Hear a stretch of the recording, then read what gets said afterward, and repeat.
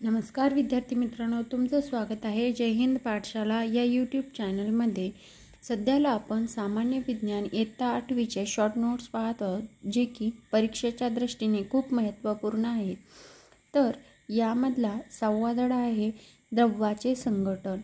यामध्ये जेवढी इम्पॉर्टंट माहिती आहे ती मी या व्हिडिओ थ्रू तुमच्यापर्यंत पोहोचत आहे। चला तर मग सुरुवात करूया आजच्या व्हिडिओला। तत्पूर्वी जर तुम्ही आमच्या चॅनलवर नवीन असाल तर चॅनलला सबस्क्राईब करा, जास्तीत जास्त गरजू मित्रांपर्यंत शेअर करा आणि हो, व्हिडिओ आवडल्यास लाईक करायला मात्र विसरू नका। द्रव्याचे लहानात लहान कण एकसारखे आहेत की वेगळे आहेत व कशापासून बनलेले आहेत यानुसार द्रव्याचे 3 प्रकार पडतात, ज्यामध्ये मूलद्रव्य म्हणजे एलिमेंट्स, संयुग म्हणजे कॉम्प्लिमेंट्स आणि मिश्रण म्हणजे मिक्सचर असे 3 पडतात। तर मूलद्रव्य, आता आपण मूलद्रव्य पाहत असताना मूलद्रव्याचा घटक पदार्थ हा एकच व तो म्हणजे नेहमी मूलद्रव्य स्वतः असतो। मूलद्रव्याचे सर्व अणू किंवा रेणू एक समान असतात। मूलद्रव्याच्या रेणूतील सर्व अणू एक समान व एकमेकांना रासायनिक बंधाने जोडलेले असतात। वेगवेगळ्या मूलद्रव्याचे रेणू आणि अणू हे वेगवेगळे असतात। त्यानंतर संयुग किंवा कॉम्पोनंट्स। आता संयुग काय असते किंवा कशाला आपण संयुग म्हणतो, तर संयुगाचा घटक पदार्थ एकच व तो नेहमी संयुग स्वतः असतो। संयुगाचे सर्व रेणू एक समान असतात। त्याचबरोबर संयुगाच्या रेणूतील घटक अणू 2 किंवा अधिक प्रकारचे व एकमेकांना रासायनिक बंधाने जोडलेले असतात। संयुगातील घटक मूलद्रव्याचे प्रमाण हे ठराविक असते। त्याचबरोबर संयुगाचे गुणधर्म हे घटक मूलद्रव्याच्या गुणधर्मापेक्षा वेगळे असते। यानंतरचा प्रकार द्रव्याचा म्हणजे मिश्रण होय। आता मिश्रणाचे काय किंवा कशाला मिश्रण म्हणतात, तर मिश्रणाचे घटक पदार्थ हे 2 किंवा अधिक मूलद्रव्ये किंवा संयुग मिळून मिश्रण बनत असतं। तर मिश्रणातील रेणू आणि अणू 2 किंवा अधिक प्रकारचे असतात। त्याचबरोबर मिश्रणातील घटक रेणू एकमेकांपासून भिन्न रासायनिक बंधाने न जोडलेले असतात व मिश्रणातील घटक पदार्थाचे प्रमाण बदलू शकते। त्याचबरोबर मिश्रणाचे त्यांचे घटक पदार्थाचे गुणधर्म रोखले जातात। आता ही झाले मूलद्रव, संयुग आणि मिश्रण द्रव्याचे 3 प्रकार।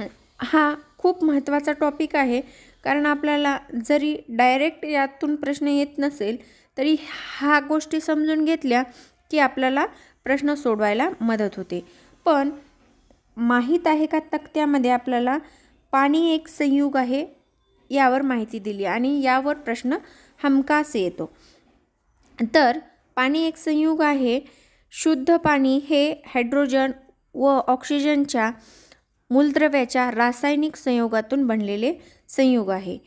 पाण्याचा स्रोत कोणताही असला तरी त्यातील ऑक्सिजन आणि हायड्रोजन ह्या घटक मूलद्रव्याचे वजनी प्रमाण, आता ऑक्सिजनचं प्रमाण व हायड्रोजनचं, ऑक्सिजन 8:1 असे असते। हायड्रोजन हा ज्वलनशील वायू आहे व ऑक्सिजन हा ज्वलनास मदत करतो।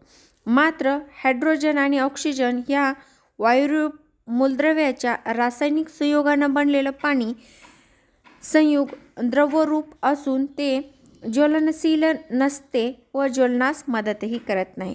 उलट पाण्यामुळे आग विझली जाते। ही गोष्ट आपण रोजमर्राच्या जिंदगीमध्ये पाहतच असतो। त्यानंतर दूध एक मिश्रण। आता दूध सुद्धा एक मिश्रण आहे असं आपल्याला सांगितलेलं आहे। दुधामध्ये काय काय असतं बरं? दुग्ध शर्करा, स्निग्ध पदार्थ, प्रथिने आणि आणखीन काही नैसर्गिक पदार्थ असतात, ज्यामुळं दूध हे एक मिश्रण बनत असतं। दुधाचे स्रोताप्रमाणेच दुधातील विविध घटक पदार्थाचे प्रमाण वेगवेगळे असते। जसं की गाईच्या दुधात स्निग्ध पदार्थाचे प्रमाण 3 ते 5% असते, तर म्हशीच्या दुधामध्ये 6 ते 9% इतकं स्निग्ध पदार्थाचं प्रमाण असतं। दुधात निसर्गतःच पाणी हा घटक पदार्थ मोठ्या प्रमाणात असतो, त्यामुळे दूध द्रव अवस्थेत असतं. तर दुधाची गोडी ही प्रामुख्याने त्यातील दुग्ध शर्करा, जिचं नाव लॅक्टोज आहे, या पदार्थामुळे असते. म्हणजेच घटक पदार्थाचे गुणधर्म दुधात रोखले जातात. यानंतर हे नेहमी लक्षात ठेवा, या तक्त्यामध्ये एका स्थायूचे एकत्रित असलेले किंवा एका पात्रात असलेले सर्व कण मिळून एकच प्रावस्था होते. जसं की दगडांचा ढीग,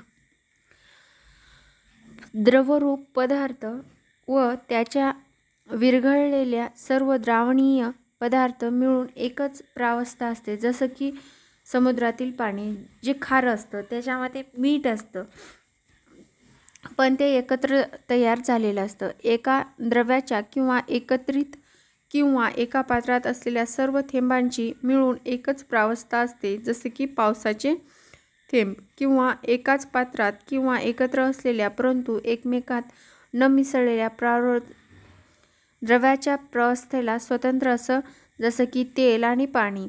तेल वर तरंगतं आणि पाणी खाली असतं. मग ते द्रव स्थिती दोन्ही आहेत, पण ते वेगवेगळे आहेत. एकत्रित असलेल्या सर्व वायुरूप पदार्थांची मिळून एकच प्रावस्था असते, जिला आपण हवा म्हणतो. त्यानंतर माहीत आहे का तुम्हाला, या सत्रामध्ये वैज्ञानिक 18व्या व 19व्या शतकात संयुगाचे संघटनांमधील अनेक प्रयोग केले व त्यानुसार मूलद्रव्याच्या संयुजा शोधून काढल्या. हायड्रोजन हा सर्वात हलक्या मूलद्रव्याचे संयुजा एक आहे असे मानून वैज्ञानिकांनी इतर मूलद्रव्याच्या संयुजा ठरवल्या. आपण इथेच थांबूया. भेटूया पुढील व्हिडिओमध्ये. व्हिडिओ शेवटपर्यंत पाहिल्याबद्दल धन्यवाद. आणि हो, व्हिडिओ आवडल्यास लाईक करा, चॅनलला सबस्क्राईब करा आणि जास्तीत जास्त गरजू मित्रांपर्यंत शेअर करा. धन्यवाद.